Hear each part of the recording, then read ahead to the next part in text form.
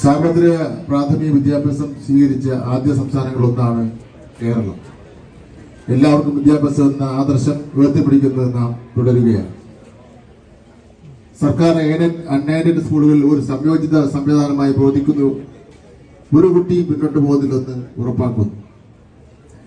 സൗജന്യവും ഉയർന്ന നിലവാരത്തിലുള്ളതുമായ വിദ്യാഭ്യാസം നൽകുന്നതിനുള്ള സംസ്ഥാനത്തിന്റെ പ്രതിബദ്ധതയുടെ തെളിവായി നമ്മുടെ സർക്കാർ സ്കൂളുകൾ നിലകൊള്ളുന്നു. സുശക്തമായ ക്ലാസ് മുറികൾ, ലൈബ്രറികൾ, ICT ലാബുകൾ, ശുദ്ധമായ കുടിവെള്ളം തുടങ്ങിയ സൗകര്യങ്ങളും മുൻഗണന നൽകുന്നു.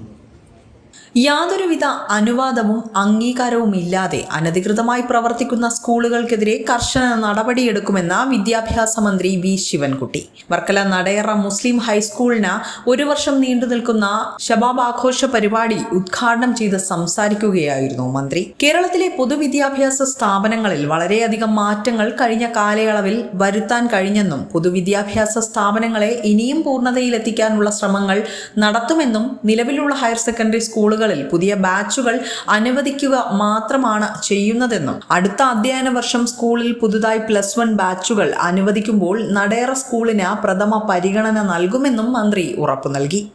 വി ജോയ് MLA അധ്യക്ഷത വഹിച്ച സമ്മേളനത്തിൽ സ്കൂൾ ഗ്രൗണ്ട് വാങ്ങുന്നതിനുള്ള ആദ്യ സംഭാവനയായ 1 ലക്ഷം രൂപയുടെ ചെക്ക് തൊടിയിൽ താജുദ്ദീനിൽ നിന്നും സ്വീകരിച്ചുകൊണ്ട് ഫണ്ട് ശേഖരണം MLA ഉദ്ഘാടനം നിർവഹിച്ചു.